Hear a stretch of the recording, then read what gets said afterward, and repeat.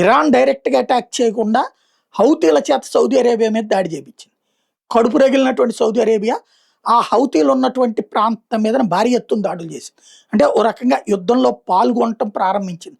మొన్న మధ్యన కూడా పాల్గొని ఆగిపోయింది. ఇప్పుడు టెర్రరిస్టుల మీద మాత్రం యుద్ధం చేస్తుంది. హౌతీల నియంత్రణలో ఉన్నటువంటి యెమెన్లోని సనా ఇంటర్నేషనల్ ఎయిర్పోర్ట్ మీద సౌదీ అరేబియా వైమానిక దాడులు జరిపింది.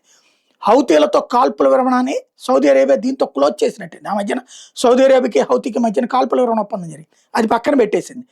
సౌదీ అరేబియాలో ఉన్నటువంటి అబా అంతర్జాతీయ విమానాశ్రయం మీద హౌతీలు దాడి చేయడం వల్ల సౌదీ అరేబియా దానికి రివర్స్లో సనా ఎయిర్పోర్ట్ని టార్గెట్ చేసింది. హౌతీలు క్షిపణులతో దాడి చేశారు. దాంతో డ్రోన్లు, క్షిపణులు, యుద్ధ విమానాలతో వెళ్ళి మరి యెమెన్లో ఉన్నటువంటి విమానాశ్రయం మీద సౌదీ అరేబియా దాడి చేసింది.